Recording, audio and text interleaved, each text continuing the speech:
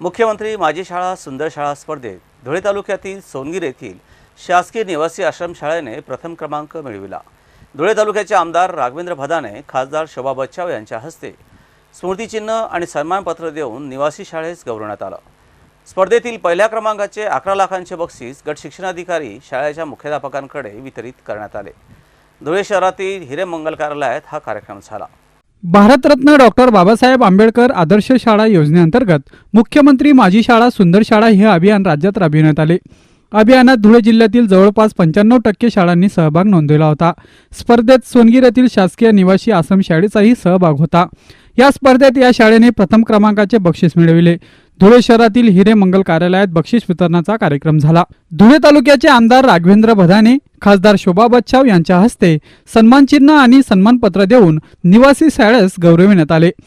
धुळे तालुक्याचे आमदार राघवेंद्र भदाने, खासदार शोभा बच्छाव यांच्या हस्ते गट शिक्षणाधिकारी आणि मुख्याध्यापकांना स्मृतिचिन्ह आणि सन्मानपत्र देऊन गौरविण्यात आले। सोनगीर निवासी शासकीय आश्रमशाळेचे मुख्याध्यापक ध्रुवास राठोड म्हणाले, या स्पर्धात्मक अभियानाद्वारे विद्यार्थ्यांना सर्व सोयी सुविधा मिळवून देतानाच विद्यार्थ्यांना स्वच्छतेची सवय लावली।